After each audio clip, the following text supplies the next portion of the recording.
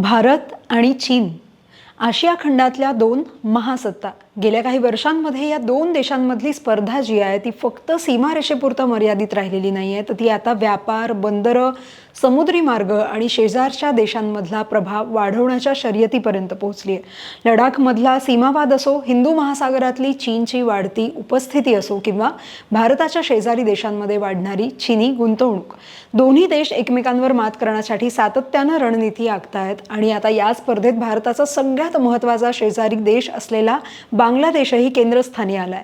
बांगलादेशचे पंतप्रधान तारिक रहमान 22 ते 26 जून या काळात चीन दौऱ्यावर होते. या दौऱ्यात बांगलादेशनं भारतासाठी महत्त्वाचा मानला जाणारा मोंगला बंदर प्रकल्प भारताकडून काढून चीनला दिलाय. इतकंच नाही तर भारताच्या चिकन नेक म्हणून ओळखल्या जाणाऱ्या सिलिगुडी कॉरिडॉरपासून अवघ्या 100 किलोमीटर अंतरावरच्या तीस्ता नदीच्या व्यवस्थापनातही चीनला भूमिका देण्याचा निर्णय घेतला. त्यामुळे भारताच्या सामरिक आणि आर्थिक हितसंबंधांबाबत नव्या चिंता व्यक्त केल्या जात आहेत. पण बांगलादेशनं भारताकडून मोंगला प्रकल्प काढून चीनला का दिला? चीन या भागांमध्ये काय करणार आणि भारताच्या सुरक्षेसाठी हा किती मोठा धोका आहे, याचाच घेतलेला हा आढावा. नमस्कार, मी आकांक्षा आणि तुम्ही पाहताय लगावबत्ती. भारत आणि चीन यांच्यातला संघर्ष आता फक्त सीमारेषेपुरता राहिलेला नाहीये. दोन्ही देश आता शेजारी देशांमध्ये आपला प्रभाव वाढवण्यासाठी मोठी स्पर्धा करतात. याच स्पर्धेत भारताला मोठा धक्का देणारा निर्णय बांगलादेशनं घेतलाय. भारताला मिळालेला मोंगला बंदराचा प्रकल्प आता चीनकडे गेलाय. त्याचबरोबर भारताच्या चिकन नेकच्या अगदी जवळ असलेल्या तीस्ता नदीच्या व्यवस्थापनातही चीन सहभागी होणार आहे. त्यामुळे हा केवळ एक व्यावसायिक करार नसून त्याकडे सामरिक आणि सुरक्षा दृष्टिकोनातूनही पाहिलं जात आहे. सगळ्यात आधी तर समजून घेऊया की बांगलादेशने भारताकडून मोंगला प्रकल्प काढून चीनला का दिला. यासाठी आपल्याला थोडंसं मागे जावं लागेल. 2015 मध्ये भारत आणि बांगलादेश यांच्यात दोन विशेष आर्थिक क्षेत्र विकसित करण्याचा करार झाला होता. त्यापैकी एक मोंगला बंदर परिसर आणि दुसरा चटगाव परिसर होता. भारतानं या प्रकल्पासाठी आर्थिक मदतही केली. मोंगला ते खुलना दरम्यान रेल्वे मार्ग तयार करण्यात आला आणि 2018 मध्ये हा प्रकल्प हिरानंदानी समूहाकडे देण्यात आला. 2022 मध्ये बांगलादेश सरकार आणि भारतीय कंपनीमध्ये अधिकृत करारही झाला. पण 2024 मध्ये बांगलादेशात मोठी राजकीय उलथापालथ झाली. शेख हसीना यांचं सरकार सत्तेतून बाहेर गेलं आणि त्या भारतात आल्या. त्यानंतर अंतरिम सरकारच्या काळात हा प्रकल्प पुढे सरकलाच नाही. यानंतर सत्तेत आलेल्या BNP सरकारनं भारताऐवजी चीनसोबत जवळीक वाढवायला सुरुवात केली. याच काळात चीनने मोंगला परिसरात मोठे आर्थिक क्षेत्र उभारण्याचा प्रस्ताव दिला. भारताची कंपनी 2 वर्षात काम सुरू करू शकली नाही. हे कारण पुढे करत बांगलादेश सरकारनं भारतासोबतचा करार रद्द केला आणि अखेर जून 2026 मध्ये चीनच्या सरकारी कंपनीसोबत नवीन करार केला. आता प्रश्न असा आहे की चीन मोंगला बंदरावर नेमकं करणार काय? तर चीन या ठिकाणी आधुनिक कंटेनर बंदर उभारणार आहे. 2 नवीन जेट तयार केले जातील. मोठमोठ्या मालवाहू जहाजांसाठी आधुनिक सुविधा उभारल्या जातील. माल चढवण्यासाठी आणि उतरवण्यासाठी अत्याधुनिक ऑटोमॅटिक क्रेन बसवले जातील. म्हणजेच कमी वेळात जास्त माल हाताळण्याची क्षमता या बंदरामध्ये तयार होईल. त्यामुळे मोंगला बंदराची क्षमता सध्याच्या तुलनेत जवळपास 2.5 पटीनं वाढणार आहे. पण इथे एक गोष्ट समजून घ्यावी लागेल, कारण चीनचा उद्देश फक्त बंदर बांधण्यापुरता मर्यादित नाहीये.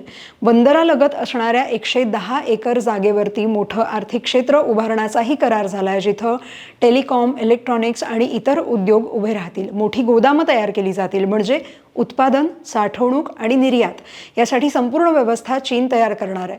याचबरोबर चटगावमध्येही चीनला आर्थिक क्षेत्र विकसित करण्याची संधी मिळाली आहे. आणखी महत्त्वाचं म्हणजे तीस्ता नदीच्या व्यवस्थापनातही चीन मदत करणार आहे. त्यामुळे चीनचा प्रभाव साहजिकच बांगलादेशात आणखी वाढणार आहे. आता या सगळ्या घडामोडी घडत असताना भारताची चिंता का वाढली आहे? याचं पहिलं कारण म्हणाल तर भारतासाठी हा मोठा राजनैतिक धक्का मानला जातोय. जे प्रकल्प आधी भारताला देण्यात आले होते ते आता चीनकडे गेलेत. म्हणजेच बांगलादेशच्या धोरणात मोठा बदल झाल्याचं दिसतं. यामुळे भारताचा प्रभाव कमी होत असल्याची चर्चा सुरू झाली आहे. दुसरं कारण म्हणजे बंगालच्या उपसागरातली चीनची वाढती उपस्थिती. चीन जगभरात बंदरांमध्ये गुंतवणूक करतो. सुरुवातीला ती व्यावसायिक गुंतवणूक वाटतेही, पण पुढे त्याच ठिकाणांचा वापर लष्करी कारणांसाठीही होऊ शकतो अशी अनेक देशांची भीती आहे.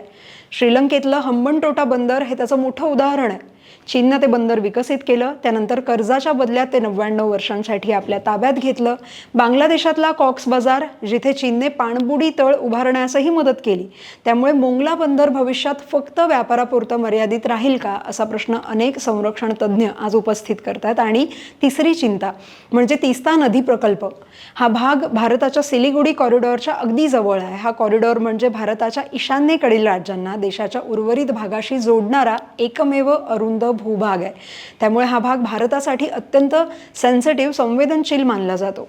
जर चीन या परिसरात मोठ्या प्रमाणावर काम करायला लागला तर त्याला या भागातल्या हालचालींवर बारीक लक्ष ठेवता येईल. याच भागाजवळचं लाल मनीरहाट विमानतळ विकसित करण्याचीही चीनची इच्छा असल्याची सध्या चर्चा आहे. त्यामुळे भारताच्या सुरक्षेच्या दृष्टीनं ही बाब महत्त्वाची मानली जाते. चौथी अडचण म्हणजे व्यापार. भारताच्या ईशान्येकडील राज्यांपर्यंत माल पोहोचवण्यासाठी सध्या लांबचा रस्ता वापरावा लागतो. पण मोंगला आणि चटगाव बंदरांचा वापर झाला असता तर हा प्रवास खूपच कमी झाला असता, वाहतुकीचा खर्चही कमी झाला असता. आता चीनच्या उपस्थितीमुळे भारताला हे जे सगळे फायदे आहेत ते मर्यादित प्रमाणात मिळण्याची शक्यता आहे. पण मग भारत याला उत्तर कसं देणार? तर भारतानेही गेल्या काही वर्षांमध्ये आपली रणनीती बदलली आहे. हिंद महासागरात चीनचा प्रभाव वाढत असताना भारत अनेक मित्र देशांसोबत भागीदारी मजबूत करतोय. Singapore, Indonesia, Vietnam, Japan, Oman, Seychelles आणि मॉरिशस सारख्या देशांमध्ये बंदर विकास आणि संरक्षण सहकार्य वाढवलं जात आहे. अंदमान निकोबार बेटांवर भारताने संरक्षण व्यवस्था मजबूत केली आहे. आंध्र प्रदेशातला INS वर्षा हा नौदल तळ विकसित केला जातोय.